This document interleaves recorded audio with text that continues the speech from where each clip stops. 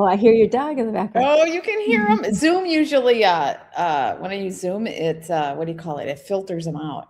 Yeah, that's okay because my dog is always Gigi is if she gets outside, she will be barking up a storm. But so, well, joining me today is Sarah Westall. I'm so glad that you could be here, and I look forward to talking with you.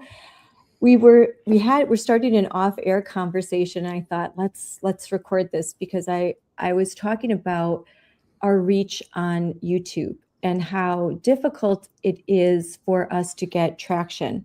However, when I recorded an interview with my friend, great guy, great family man, Terry with American Principles Project, and we were talking about fathers and the role of fatherhood and their upcoming.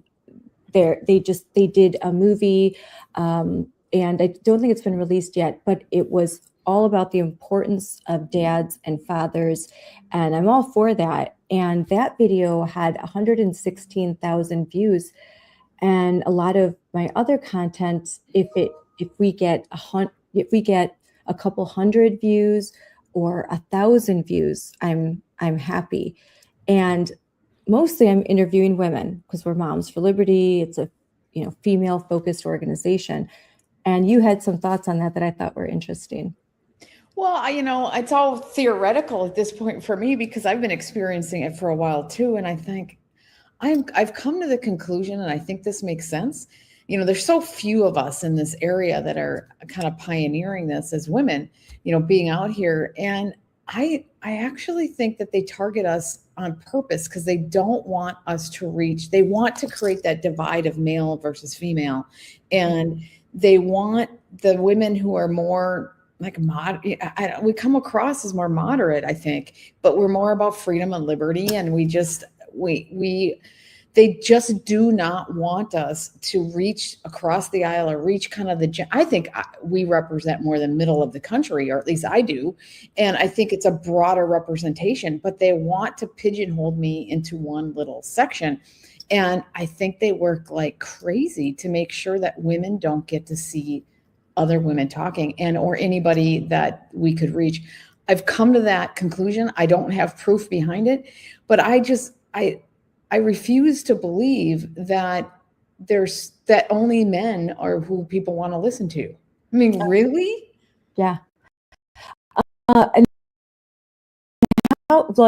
how many years have you done this? You've been doing this a long time. I've been doing it since 2013. So it's been 2012 or something like that. So it's been a while. Yeah. And you're a pioneer. And frankly, I didn't until I was made aware of your show. I didn't come across it through the algorithm. And you would think that I would. You would think that a female my age, that I would be directed towards your content. But someone had to tell me about you, and then I had to go find you. I have to grow by word of mouth. It's like, what? That's how you grow. It's all organic. And you would think that the algorithms would support females. I actually think that there is a war. And I don't like to I don't like to be a victim, right? I don't like to talk about, I like to be on the edge of change, forefront, making a difference, never like to wallow in victimhood. And I don't think this is calling out what's happening. I don't think is victimhood. I think there's an attack on women and children. I think there's an attack on men too. But I think part of the attack on women is to create that divide and make sure we're not heard and keep us in our frickin', footstep or something. They want to make sure that people like us who are independent, free-thinking people are not heard. And I think they do that to independents across the board, but I think they do it to women a lot harder because they would serve me up, if you will, to someone like you. And I don't get any of that. So but I refuse to believe that that's the way human beings are naturally. I refuse to believe that women are so not listened to. I just don't think that's true. I don't believe it because it doesn't reflect my real world experiences, because I have friends who are Democrat women, very good friends. And yes, there's subjects that we avoid to maintain our friendship. Sure. We have very different opinions. But if but we respect each other. We each think that the other is a good person. They just have some different views. And honestly, when we talk, if you can really talk and hear, there's reasoning behind it, and there's not these extremes. So I can interact and have relationships and family members with people that don't think exactly like me. That's right. But it's made to believe that that's something that's just impossible to do, that can't happen. And it does happen. I think that if both of us were quote unquote trad wives that were making homemade bread and saying how, like, you should just nothing against, because I was a stay-at-home mom for many years.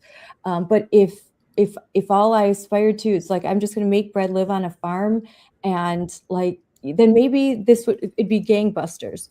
But because being thoughtful and I think normal and relatable,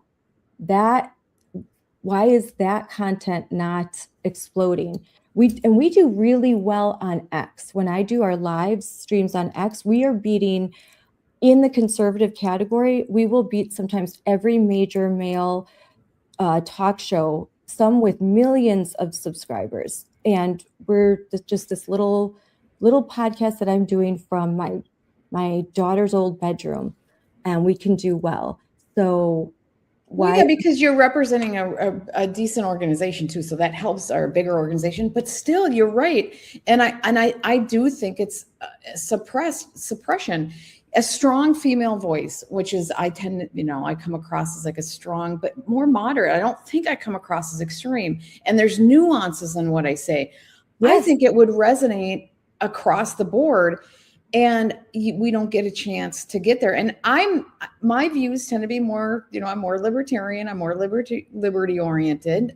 This is a great platform for me.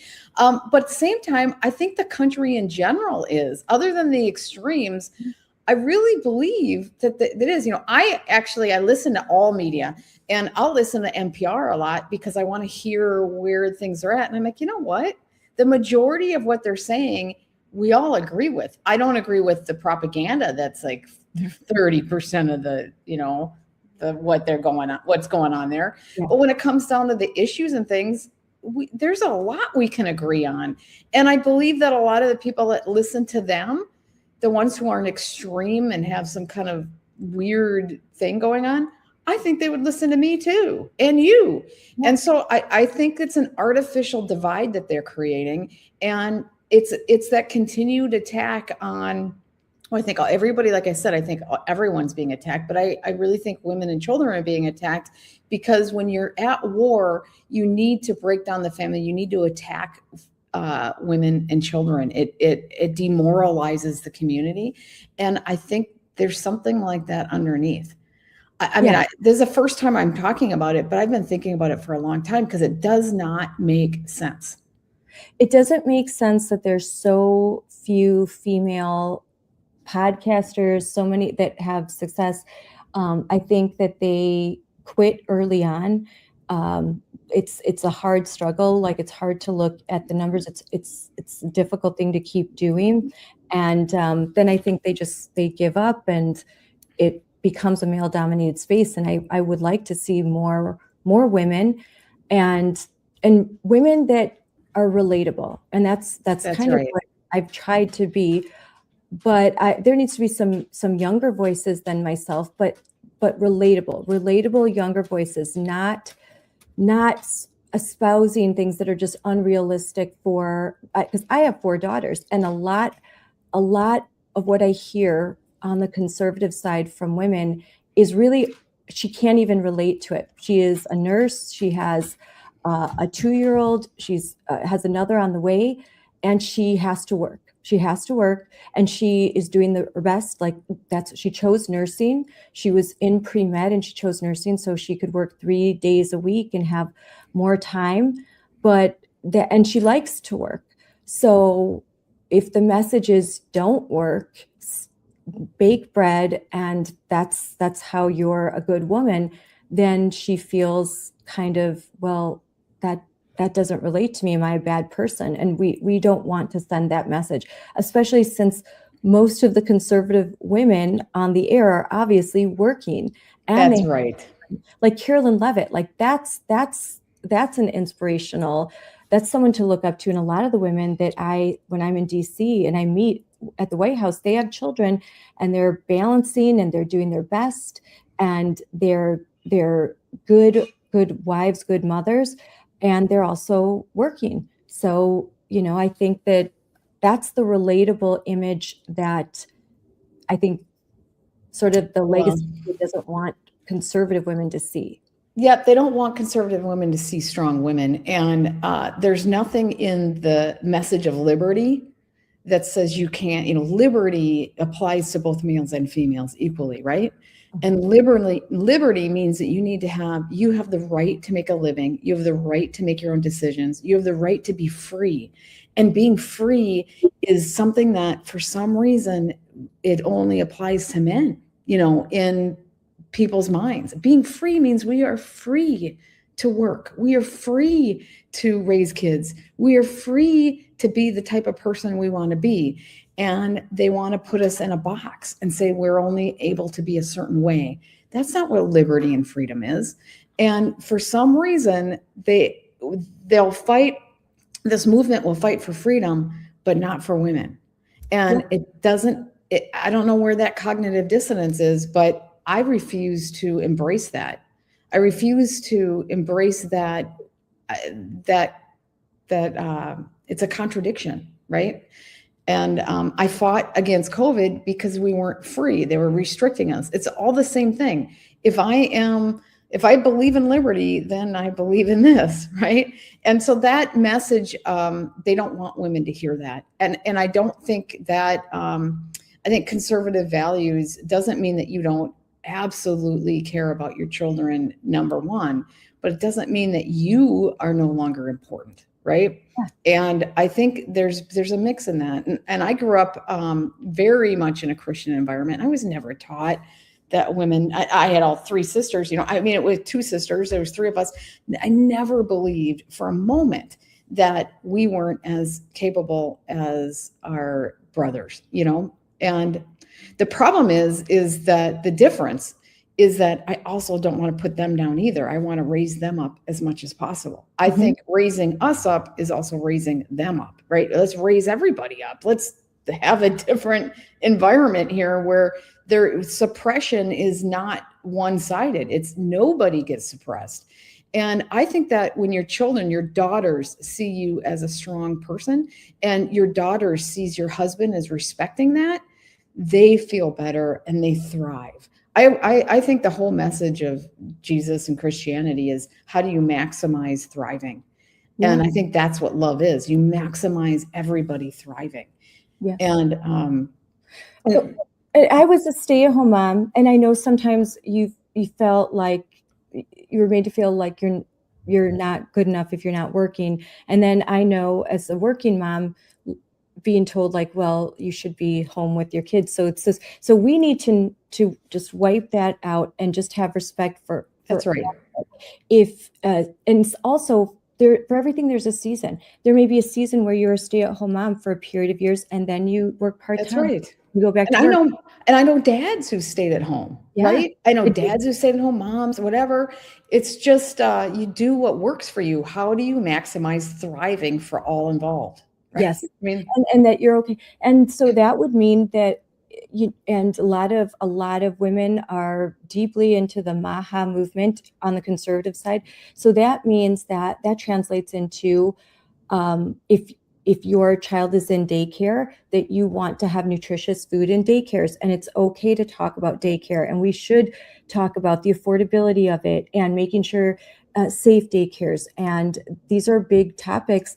And as a conservative, you shouldn't say, well, we want women to be home, or we don't want the government to be at all involved in daycare or subsidizing. Well, I think we have to talk about all of these issues, and as a libertarian, as a conservative, and be real about it.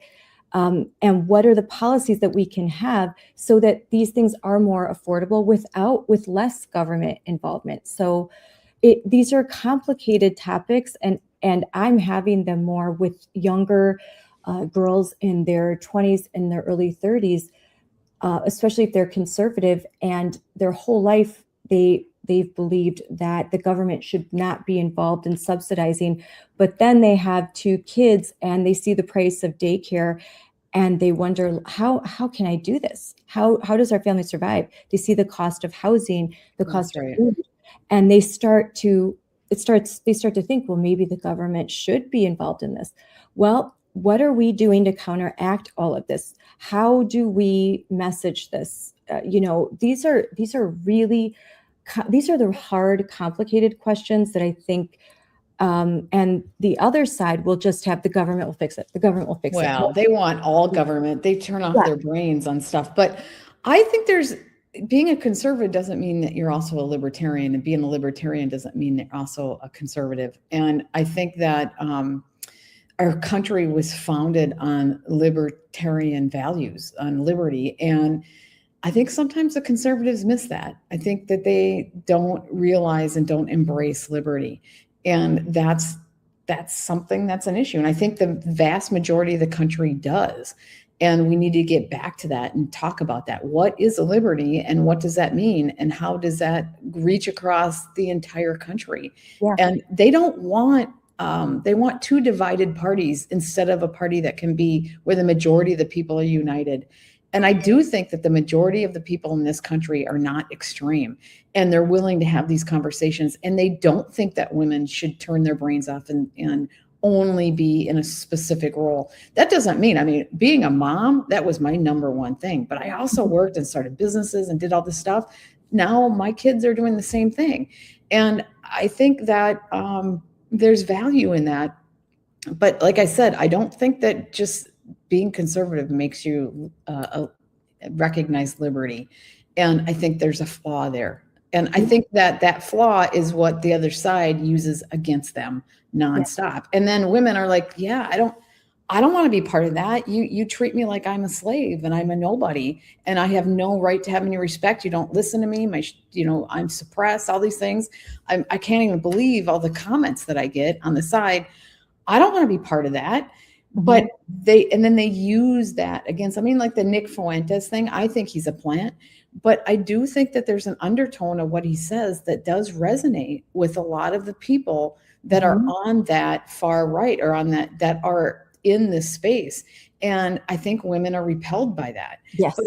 And I think it's real. And I think it's an attack on family. Yeah, I do think it's not real.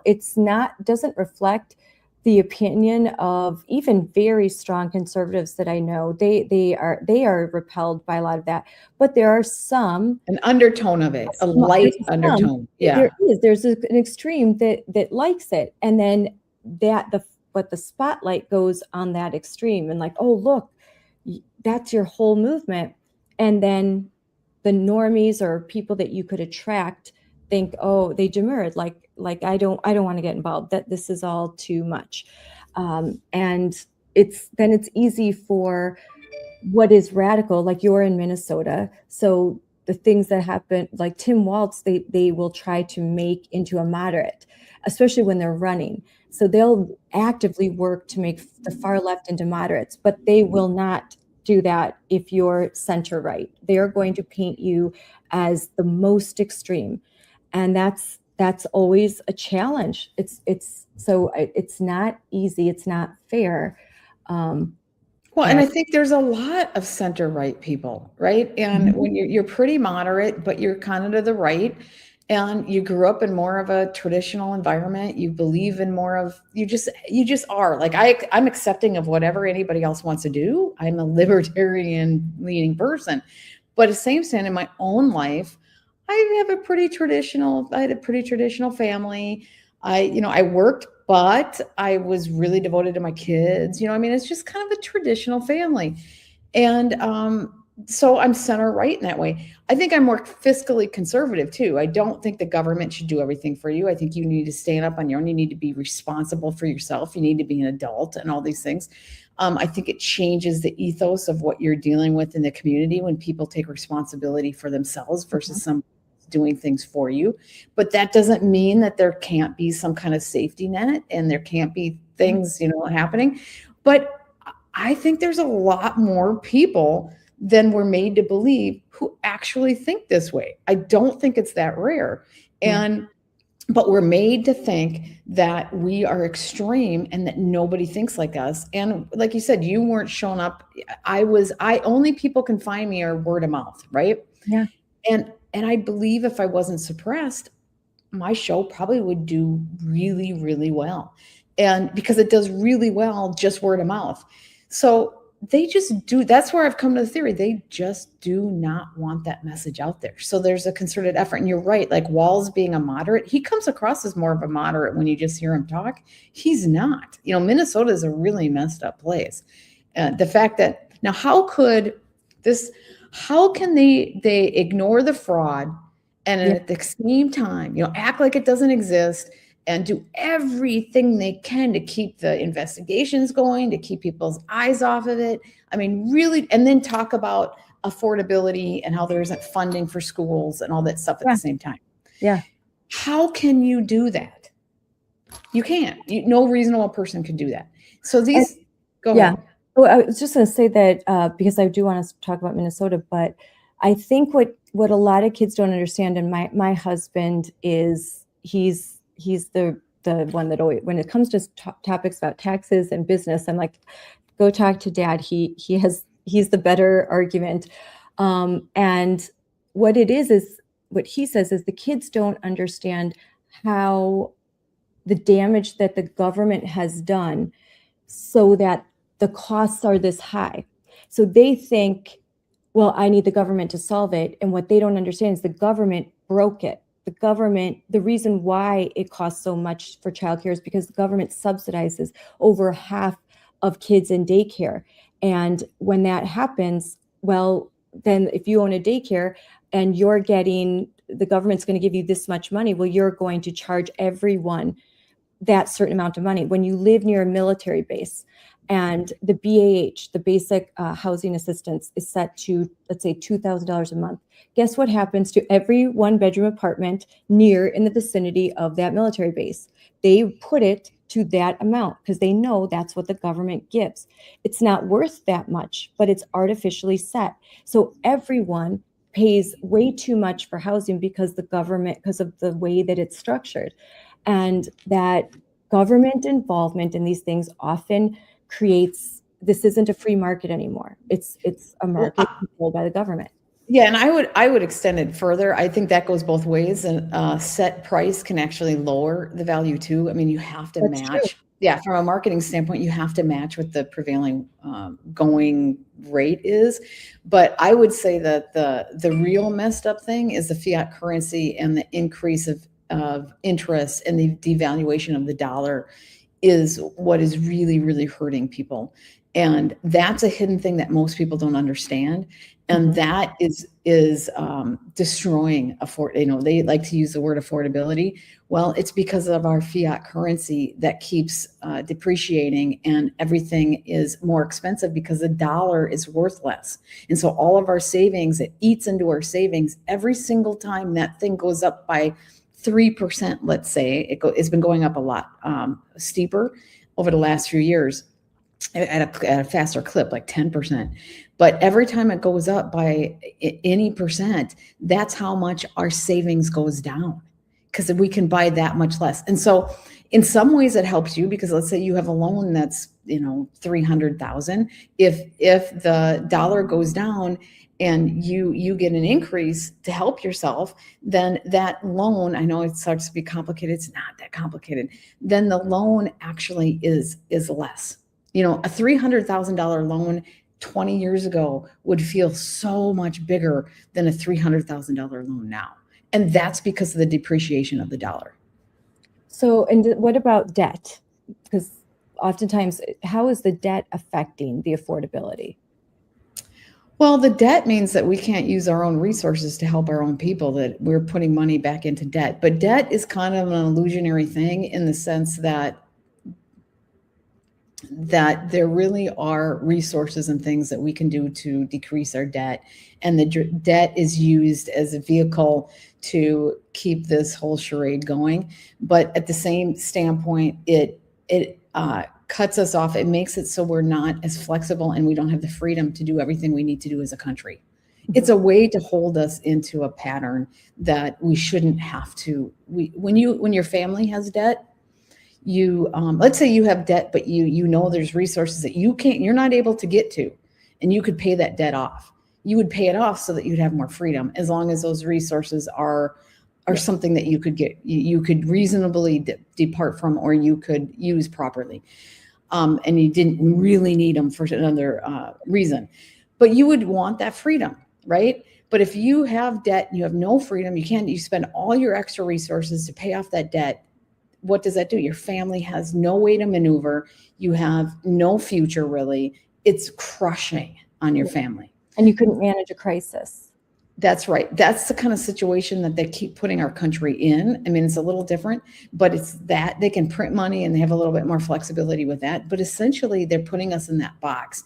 And there are solutions to get that debt paid off. And the other reason is that we don't have enough people who are in Congress and the Senate and Congress to who understand any of this. We don't have really good business people, just like we don't really have good tech people. We have a lot of attorneys, and yeah, it's great that you have that skill set, but we need people with these other skill sets as well, so that we can manage this country. And our country has been going sideways because we don't have these skill sets. And then what's happening is that you have to depend on these bureaucrats that have been that are been throughout all these different administrations. They call them the deep state because they're the only ones that have any kind of experience. And we've also learned that only about 15% of anything that Congress votes on, they have only about 15% of how the government is managed that Congress has influence over. Wow. I mean, things have gotten so skewed that, so that's a big thing. People don't realize that. 85%. Yeah, people don't realize that. We're all focused. They got the whole country focused and diverted on this 15%. And then even on that 15%, you got us all divided. And so hardly anything happens. Meanwhile, the majority of this stuff is just chugging along with people who have been bureaucrats and running this country. That's why the NGOs and all these things are running everything. That's why I love Doge. Doge uncovered so much stuff. It got creamed by the deep state, who was getting paid a lot for this. I mean, people have to know that was attacked. They did not want that transparency because that was the money train.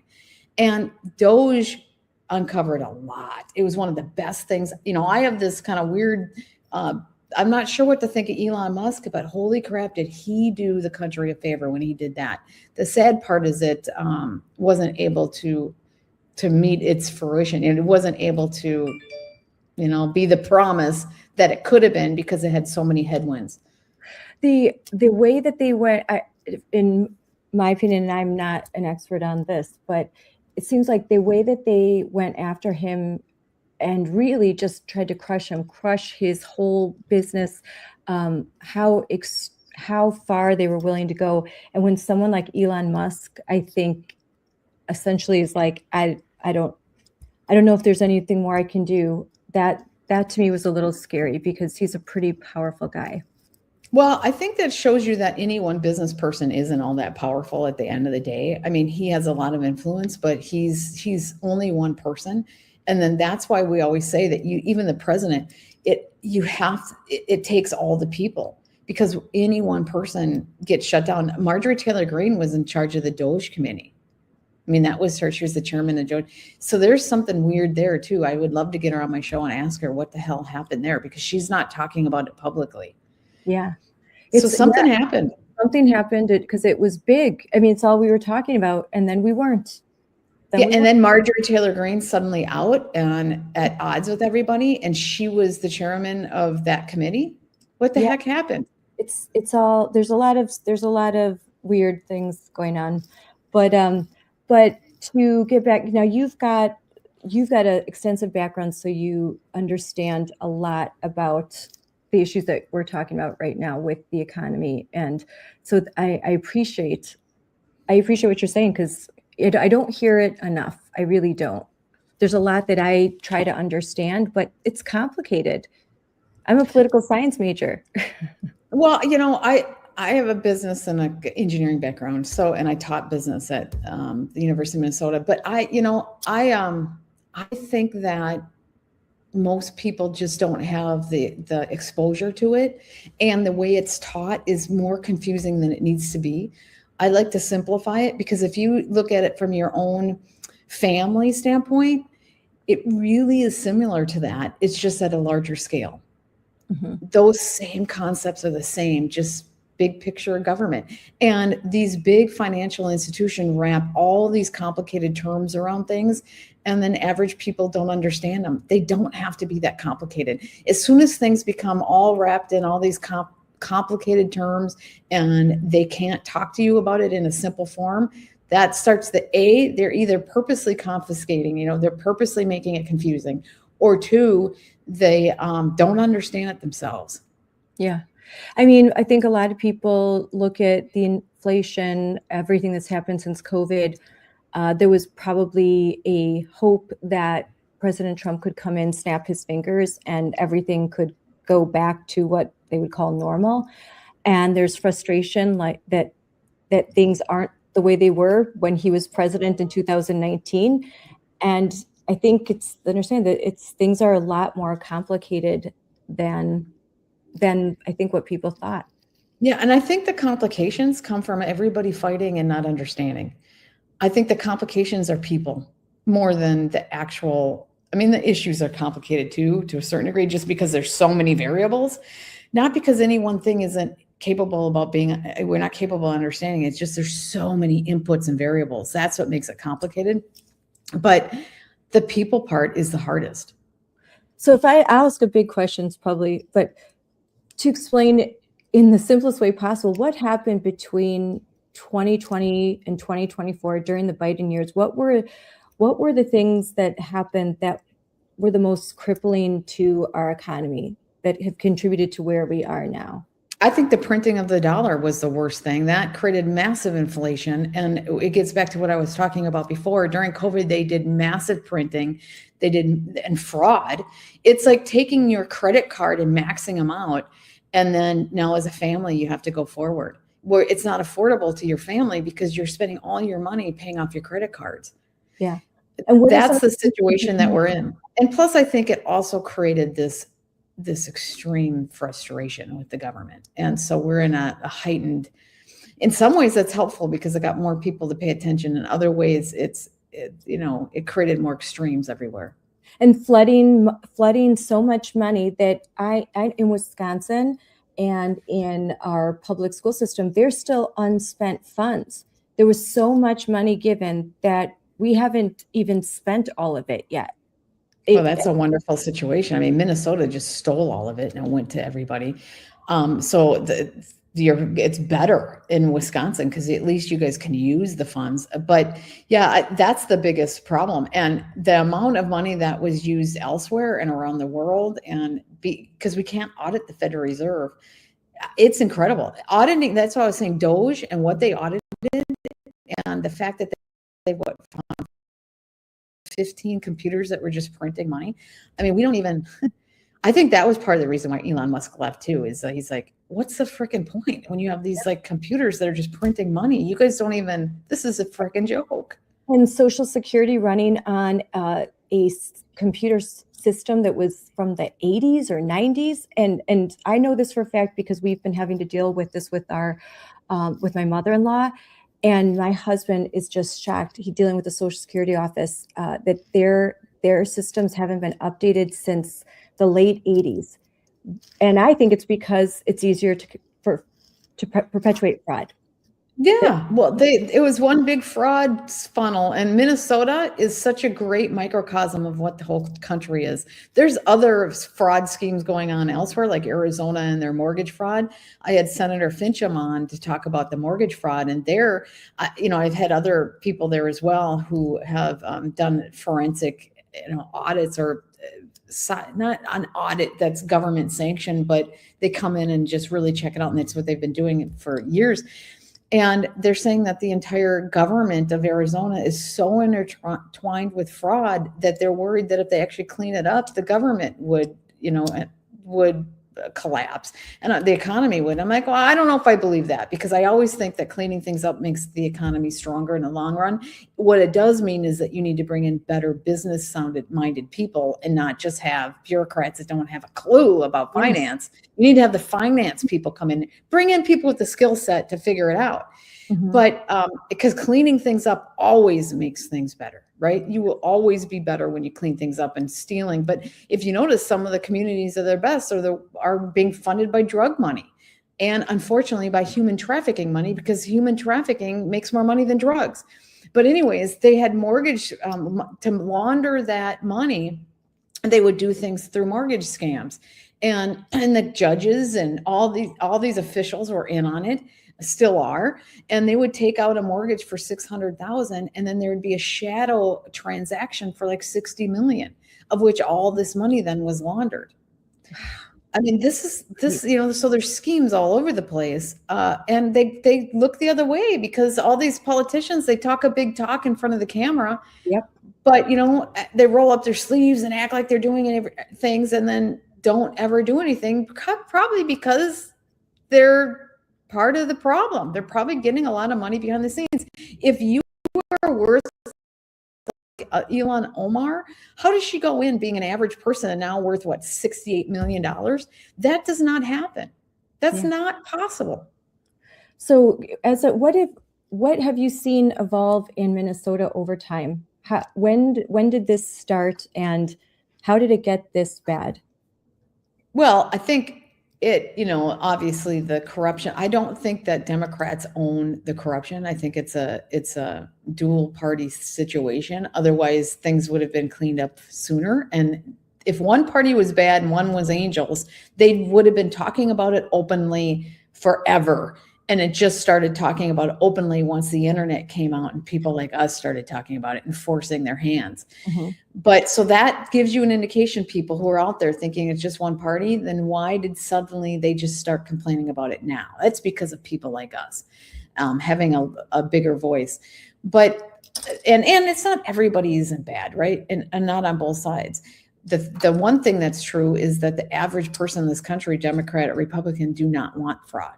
Now, don't think for a moment that, the average person wants fraud, because that's not true. Now, but in Minnesota's case, the Democrats have been the ones who, because they've been the ones in power, and they're the ones who have been stealing the most money, and they're the ones that are covering it up, and they're the ones that are benefiting. And the Republican, most of them, not all, because I'm sure some of them are getting some kickbacks, are the ones that have been fighting to make a difference. But Minnesota, I think, got really bad once they started getting control of all houses.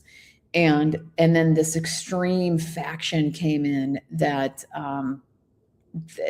they don't.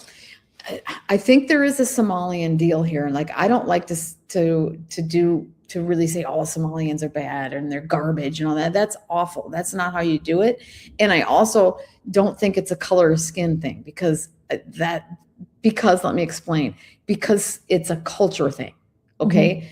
They happen to be Black, but there are other people who are Black who are raised here who don't think that way. Yeah. It's a culture thing. And in Somalia, they have been the government is so corrupt. It's so out of control that the culture is such that they don't even view rules. There isn't a rule. We grew up understanding the value of not stealing and being frugal and having responsibility for ourselves. They were in such a corrupt environment. In order to survive, they had to steal, they had to bribe, they had to cheat. And they learn that as a way of survival. And then they don't think it's a problem. And so that's why the Somalian culture, the ones who haven't assimilated, a lot have. If they were born here and they assimilated and learned some of this, they don't all think that way. But the ones who do, and that culture gets spread across how they interact, That's why you're seeing so much fraud in that community. And then they have outsized power in the political party, in the Democrat Party, where they are not questioned otherwise. And then they've weaponized racism. And if you question them, then you're a racist. No, we're questioning them because they're stealing and they don't respect our laws. You're right about the culture, because too, I have friends in the area that I live. There's a large community of, whether they're Russian, Ukrainian, that have legally immigrated to America to escape. Some of them go as far back as before the wall fell, so escape early communism, and some younger just to escape the whole society that exists there. And they will just, it's so corrupt. The way business is so corrupt. The way politics, it's so different. And I've had long conversations, and it's shocking to me the way you would run a small business, and that it's just absolutely mob style. It's crazy. That's right. And that's just what they know. And they don't, and if you can steal and you can funnel money out of the government, then you are actually doing good. You're actually successful. And most of those that have emigrated here are also Christians or devout Jews. But they have been raised in this religious environment where they have those morals and mores. And when they emigrated here, they welcomed this culture and they wanted to assimilate. They wanted to learn the language, and this is the life they wanted for themselves and their children, which is very different. And it's not as large scale, massive assimilation. It's one family, one person that gets to escape and maybe bring another. It didn't happen so fast. And I'm Hispanic, and I'll tell you, in the Hispanic culture, especially if you're from Mexico, I was just talking to my friends who are legal immigrants and born and raised in Mexico, and it is a normal thing to be kidnapped off the side of the road. It's a normal thing to have a family member disappeared and never see them again, and you never talk about it because of the way that things are run in Mexico. So they're very afraid of the government. They put their head down and you don't say anything. So when you bring that into America, and then you have a political party that sort of captures them, it's sometimes easy to see why, there can be kind of a monoculture. And I think Trump's success was breaking that up and, starting to have libertarian and free market ideas and liberty. That here in this country, it doesn't have to be that way. But it's, again, I still think no matter what, the Democrats and the left, I shouldn't even say party, the left still have a monopoly over a lot of these new immigrants. Well, they don't even understand what made us great in the first place. Make America great again is getting back to these traditional values. And it's the traditional libertarian values that we're talking about. Not necessarily Christian values, although Christian is a lot of what underlies this, but not the Christian right. I think there's a difference, and I'm sorry if you're Christian right, but some of those things are not libertarian oriented. Yeah. It's about freedom and valuing and self-responsibility, and that self-responsibility and picking yourself up by the bootstraps is what created this country. And that is what we need. Like my husband's from Mexico, and my children are Mexican too, half Mexican. And some of the Mexicans are the hardest working, amazing people, right? They have a work ethic like no other. And that is incredible, right? It's unfortunate that they also have a lot of corruption there, because that work ethic, if they have that work ethic with a government that's not corrupt, they'd probably be the best in the world. I mean, that work ethic is absolutely incredible. Like, holy crap. So it's really a sad situation that they have that, and they can't lift themselves up because they're holding themselves down. And one thing, and the other thing is the people being kidnapped. My brother-in-law was kidnapped once. Kind of already this story where he was kidnapped, and they took his money. He went to an ATM, took his money, And then they waited 12 hours and took more. And then they asked them if they were really nice kidnappers. And they said, "Is there anything you want to keep?" And he said, "Yeah, I want my watch because this means a lot to me and my grandma." They let him keep his watch. They took everything else. And then they asked him where he needed to go. And then they gave him money to a cab ride to go to where he needed. I mean, because kidnapping is like so normal. But then then their cousin fought back. And he didn't fight back. He was just respectful to him. The cousin fought back and they beat the crap out of him, stripped him naked and threw him on the side of the road. So, I mean, that's just two members in our family that's been. No, I just heard a recent story just recently where a similar situation where someone was kidnapped in their family and he was respectful. They took the car, the wallet, then they dropped him off and like he had to make a call and then they left. And I was horrified that like, this happens a lot. This, it's just something you live with. And you be respectful, and most of the time they're not going to hurt you, but you have to be careful about that. It's terrible. Yeah. And then they also, I had, my brother-in-law had a baby who needed surgery, and he had to take his money out of the bank, and the bank tipped off the robbers. And then he, down the street a block away, they had machine guns on his car, taking his money, just took out of the bank for the surgery.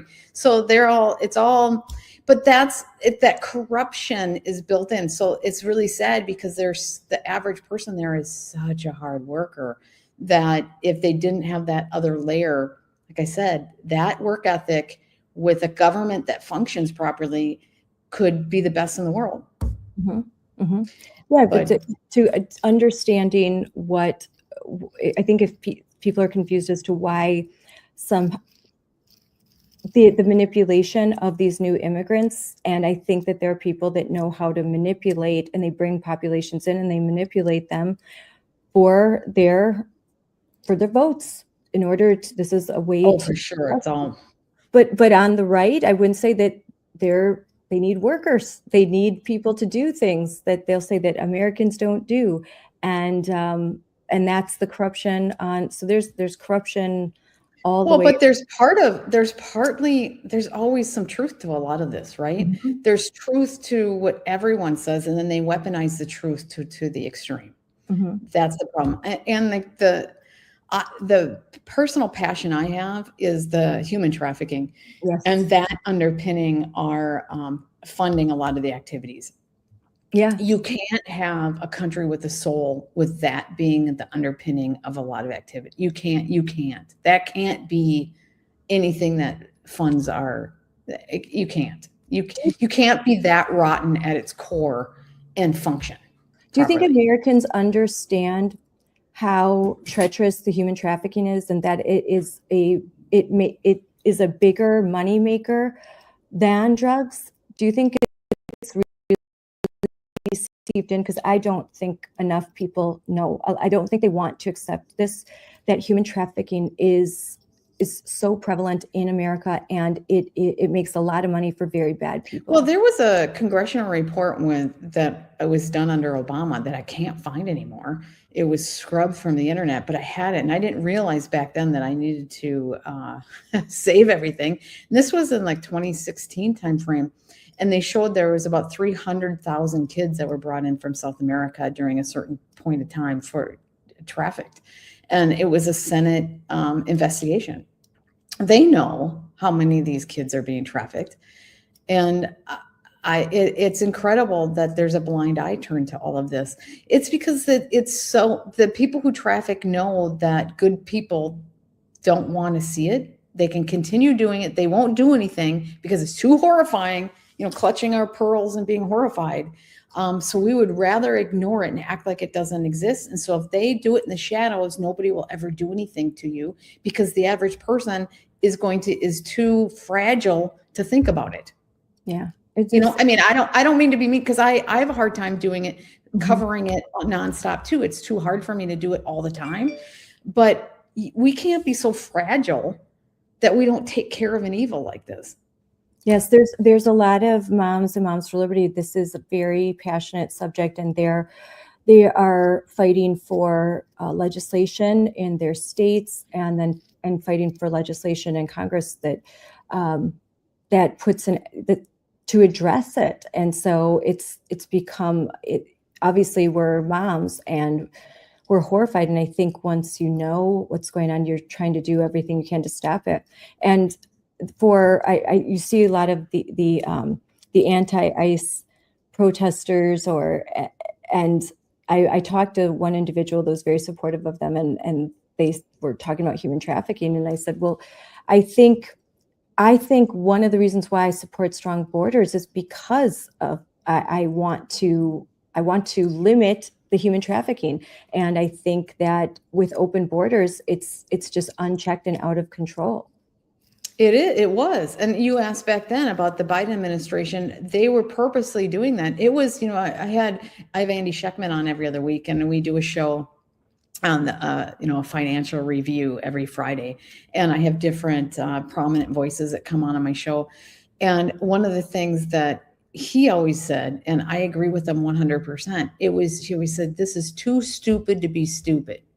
They were doing things that made no sense, but anybody with a brain, it was too stupid. It was like if you were just incompetent and you weren't doing something, it would have been better, right? It was like they were deliberately doing economic and things to harm our country that you had to consciously think about.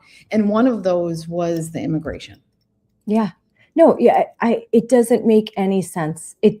What we were doing during the Biden administration was just so horrible. I remember living it. Like, I don't understand this. This just doesn't make sense. We're doing.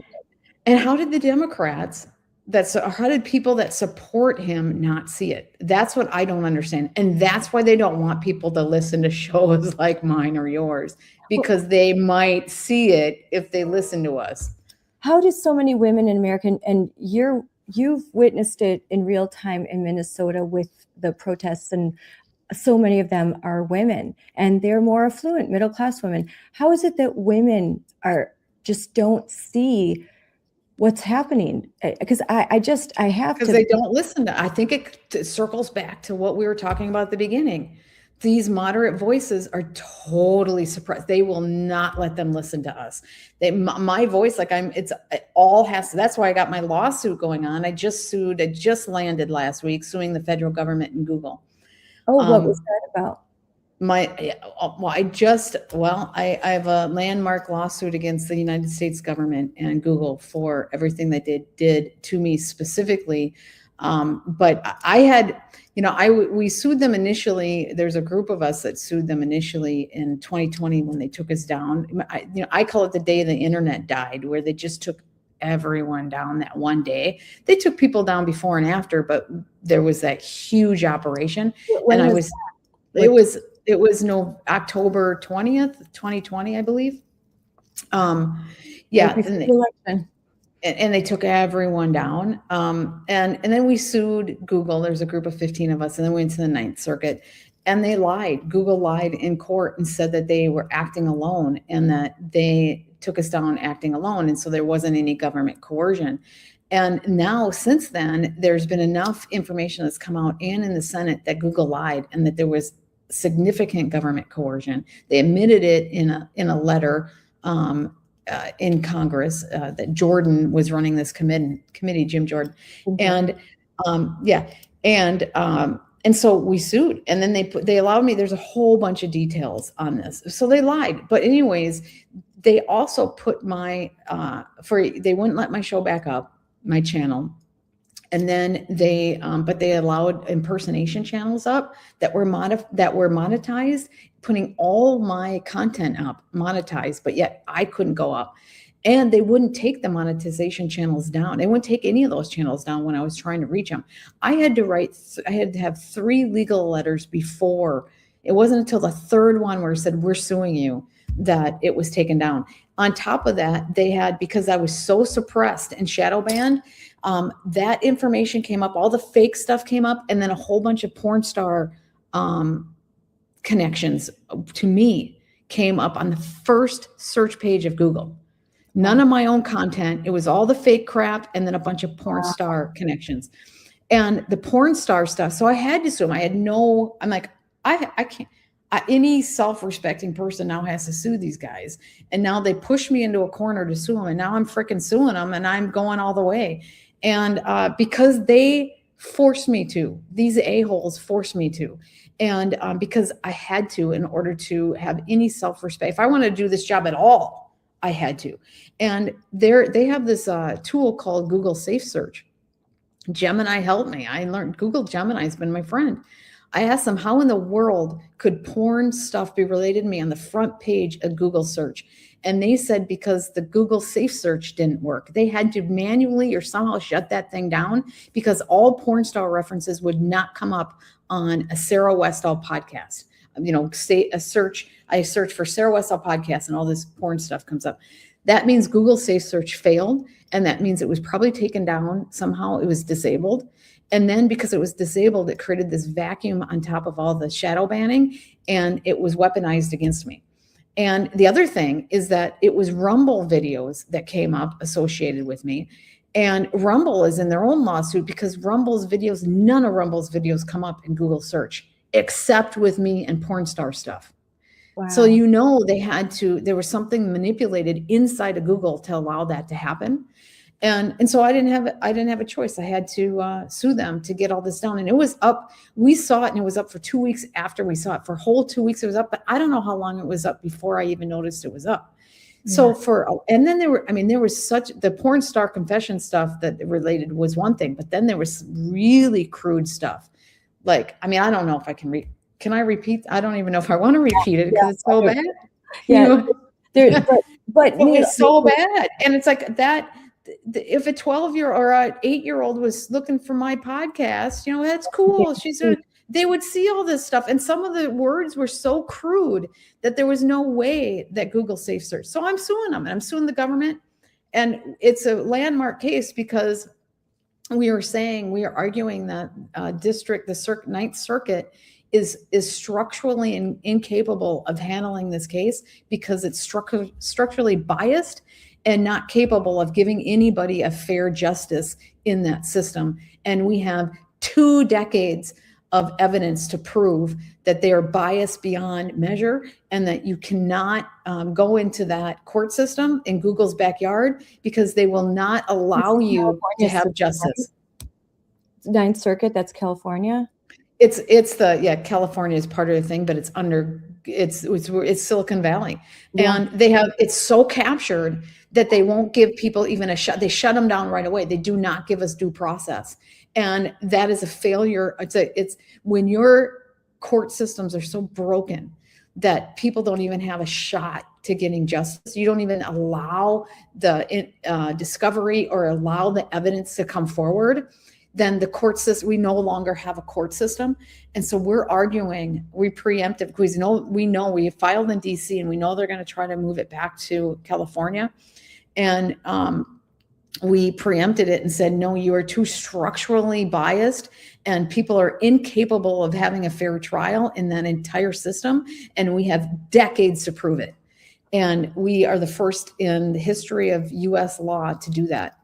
Well, I wish you all the luck. The Ninth Circuit is the circuit that struck down I believe is the first circuit in California that told the State Department of Education in California that they cannot secretly transition young minor children, and I'm talking middle school children, behind the backs of parents. And so when that first decision came, we were cheering, and then it went to the Ninth Circuit and they struck it and said, yep, the State Department of Education can mandate that schools hide keep secret a gender transition of kids. They were keeping separate records, separate medical records, violating. And the Ninth Circuit, so you see, Ninth Circuit is so damaged. It's so damaged that you can't get any kind of unbiased, reasonable justice in that court system right now. And that's just another indication. Without the Supreme Court, oh my gosh, because the Supreme Court struck it down. That was Mirabelli v. Bonta. The Supreme Court said, nope, the parents have the primary responsibility of raising kids and instilling their values, and you cannot have these social transitions which lead to medical transitions. And they're working with kids to emancipate them from parents. It's the stuff that's what Minnesota wants to do too. Yeah. Yeah. Yes. It's incredible. What is wrong with these people? And so our basic value, our judgment, but they won't even it's amazing that the California, that means that not all judges are bad. It's just the whole circuit. Yes. But they've lost touch of what made us great. And so the MAGA movement had a purpose, and I hope we don't lose that sight of what that purpose is. But I got to do this plug. I'm trying to raise money for I've paid for the whole initial, getting this filed and going, but we're going to need help because it's going to be really expensive. And I've to get it going, it was like, okay, this is me, it's my lawsuit, I'll pay for it. And then people are like, Sarah, this is for the country and you need to have help. And you shouldn't take, you're suing the federal government and Google, for crying out loud. You should be asking for some money, especially because this case is going to help a lot of other cases with how we're attacking this. It is first in U.S. history, and it's going to help all the other cases that they are doing for this, for free speech and for the First Amendment, and also displacement of the big one is also making a decision. It's not just First Amendment, it's freedom of speech, which is important, obviously. It's also making a decision on who can make money. It's economic displacement. It's saying these people can make money. You can't do this, but only legacy media, only the people we decide, only the businesses we decide, and not just media businesses. Any business in any territory on the internet, we can make a decision on who we serve up to people. Yeah, freedom of speech, but if no one can hear what you're saying because they've made it impossible, then how that to me is questionable. That these and it's like an economic thing. Isn't the way the Google do they get any sort of any coverage legally that they shouldn't have? Well, yeah, because Section 230 gives them immunity, and that's what these court systems were shutting down, saying they have the right to do everything. Shut Section 230, you have immunity. It didn't give them immunity to take over our entire country and decide who makes money, who doesn't, and sway all elections and have control over everything. Mm-hmm. That's not what this thing was about. The Section 230 was to allow a free marketplace of ideas and give them cover to be able to allow that, because they knew they were going to be attacked for allowing a free marketplace of ideas and to not be an editor. But they've taken that immunity and turned it into, they get to be an editor, decide who gets to see what, and control elections. They get to decide who makes money. They get to decide that certain media personalities get to make money and control the messaging. They get to decide and run our entire country when it comes to online stuff, which, let's face it, the majority is happening online now. And we gave them that kind of power. I don't think so. We got to pull our heads out of our behind and say this. If we want to lose our country, we keep that in place. But if we want to have any kind of resemblance of what we had and any kind of liberty and freedom, that cannot stand the way it is. And that's what this fight is about. And it's going to help if we can get to discovery, and even if we can't, this fight is going to help in a lot of ways, because our attorneys are in the forefront of this, and they are learning every time they do this. They're learning how to combat this, and we are farther than we've been in. They've been fighting this for over a decade, and they are the most knowledgeable in the industry that I have found. There's other people who've been fighting it too that are pretty knowledgeable, but these guys are on the cutting edge, and every single thing that we do is helping them learn how to combat this, and we are making progress. And so I just hope people will help me, fund the rest of this, especially if we get discovery. It's going to be, we're fighting the federal government and Google.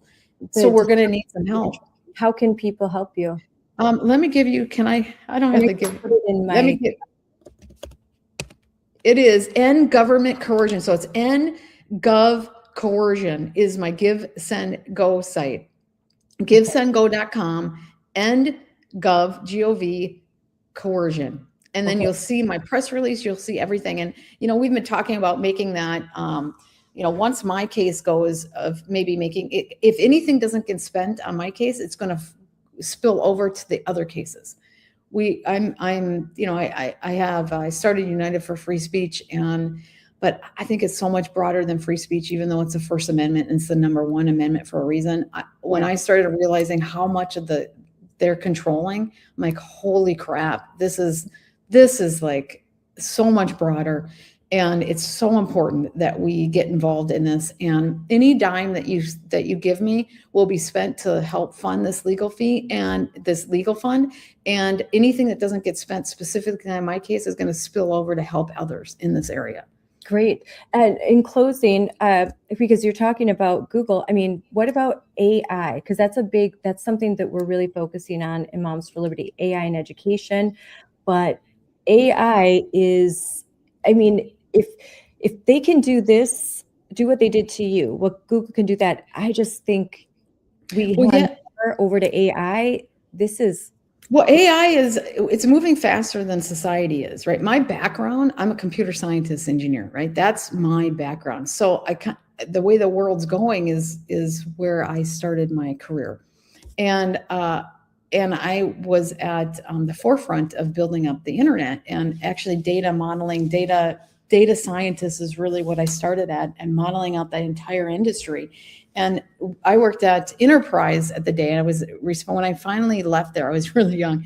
I was a director of systems design and development, which ran the entire infrastructure for the internet part of it. And we had upwards of 90% of the backbone of the internet in that organization. We were telecom, and we were usually the baby bells had just regions, but because it was the internet, they gave us the ability to do the entire country. And we had about 90% of the infrastructure of the entire country. And my role was the system design and development, supporting that organization. And before I did that, I modeled out did the data infrastructure for that. And I was responsible for that. That is what most people call AI, although I don't think that's AI. I think the true AI is much more sophisticated than that. But so much of what AI is just data reading and big, large data models.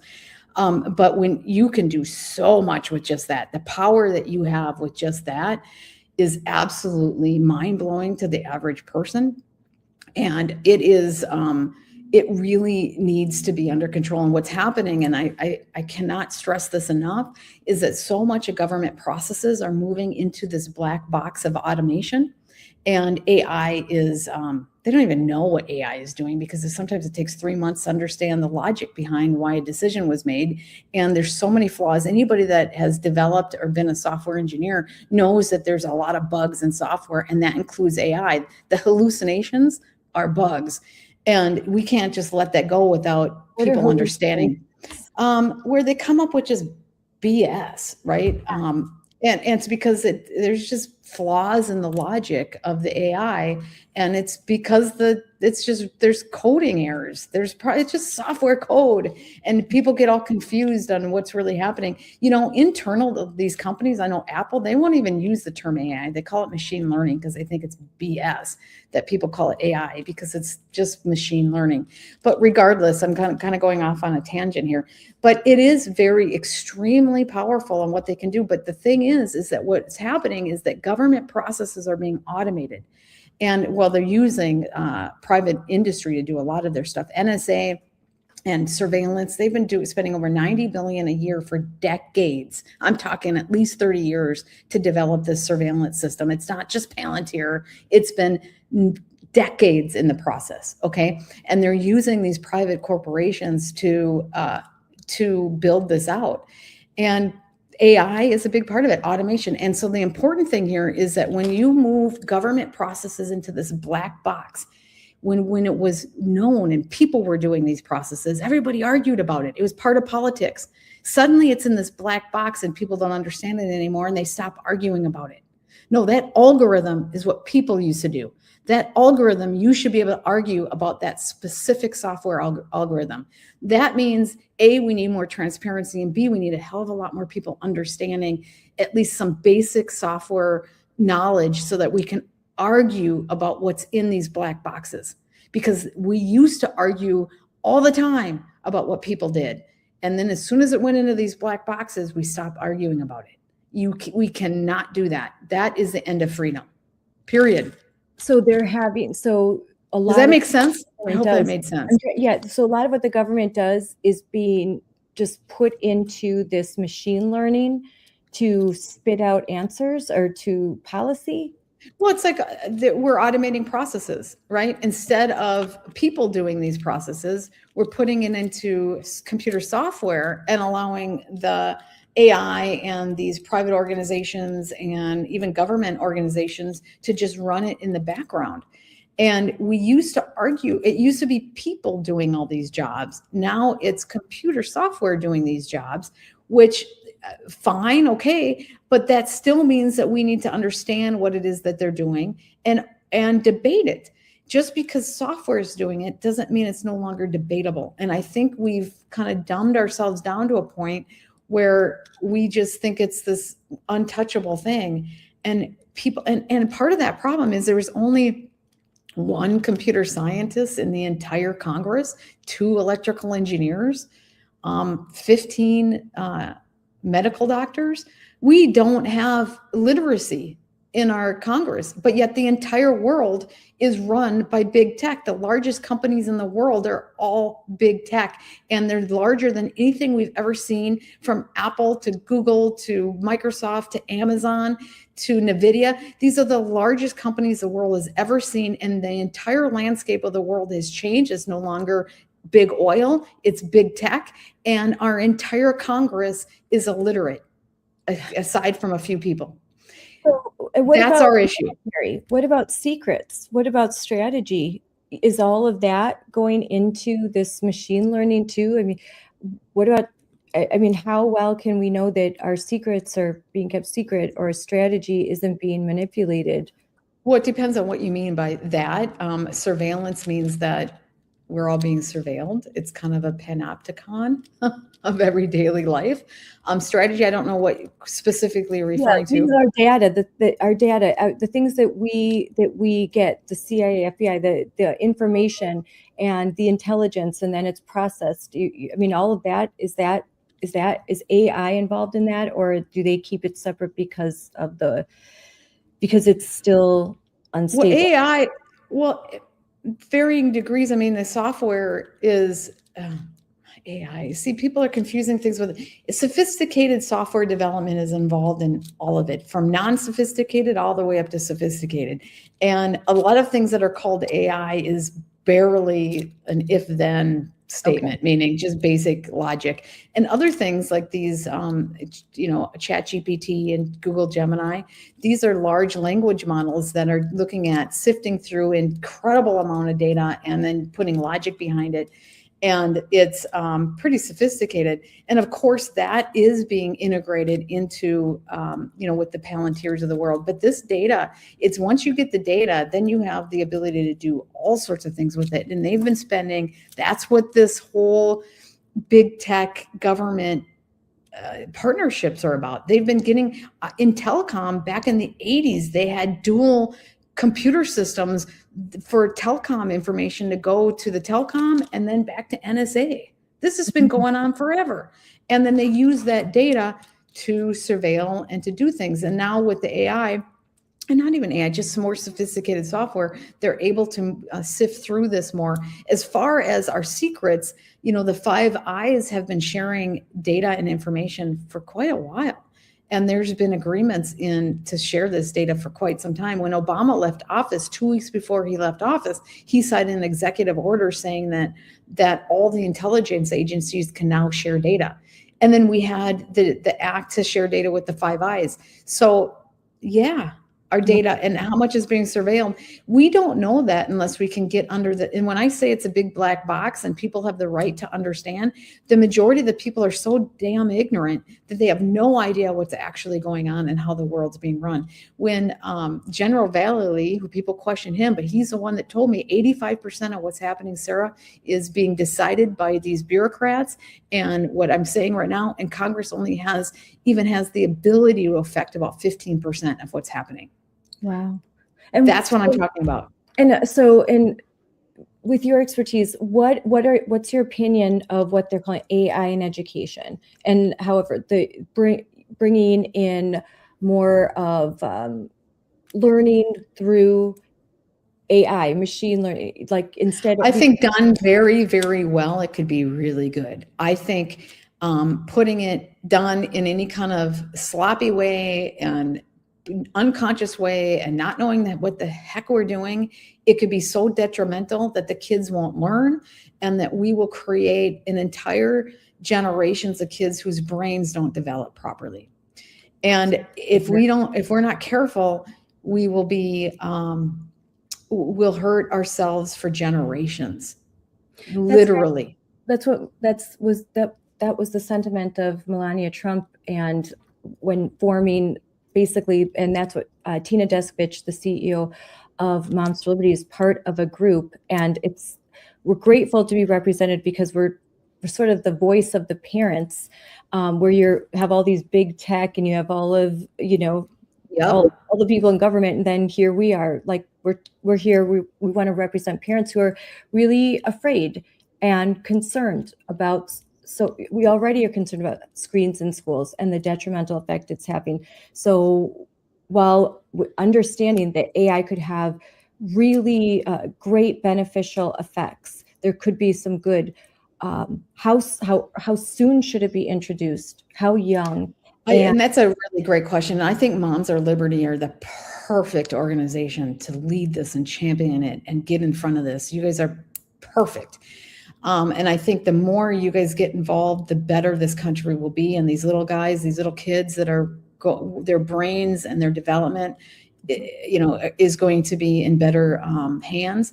But I would say that kids should stay away from AI on a regular basis until maybe they're in middle school or high school. Now, there could be, like, this is my opinion that I've been developing over years of thinking about it. There could be classes, they go and take a class and learn how to interact. And so the important thing of having early education with computers is that it becomes a norm for them and that they're not scared. It's not something that, when we learned, well, I know I learned early, but when people learn later, it's clunkier. It's not just part of how you work, and it's not, you'll learn differently, right? It's so much easier if you learn when you're young. So in that way, it's important that they're introduced to it when they're young. So it's just second nature to them. However, the AI part of it, anything that can atrophy their brain and make it so cause it so their brain doesn't develop properly, should not be introduced. And we need to be very careful about it. And I do not think that it should be introduced until they're older in that capacity. And even in college, I mean, for example, I use my daughter as an example. When she was in college and she wrote a paper and got a B on it. And she's like, gosh, and she just had ChatGPT write it and she gets an A. What did she learn from that? She learned a hell of a lot more from the B than she learned from the A, but she got an A on letting ChatGPT do it. And so she learned that she had to use ChatGPT. And so what's happening is the college professors do not know how to teach with AI. They're starting to learn and get on top of it. But in general, they didn't know. And so we have a whole generation now, a whole class of like people that went through for about 6 years at least, who didn't develop the proper skills of learning how to write and learning how to do these things because they knew that if they didn't use ChatGPT, they wouldn't get the proper grades. And so we did them a disservice. And so what happens is I've had some college professors that I've talked to and had on my show, and this is how I use ChatGPT and AIs to write my own stuff. I don't like what it produces. And so what I do is I write it out first, then I let it correct it, and then I interact with it nonstop until I get it exactly the way I want it based on the topics that I want. That interactive process is what the kids need to learn. Yeah, and you have to have background knowledge to do that. You have to be able to look at what it spits out and say, I don't like that, that's wrong, and that's what I do. I'm like, I want to add this, and then it just kind of, you're using it as a tool, like it is an assistant. But you have to have the knowledge to do that. Otherwise, it looks good to me. Copy, paste.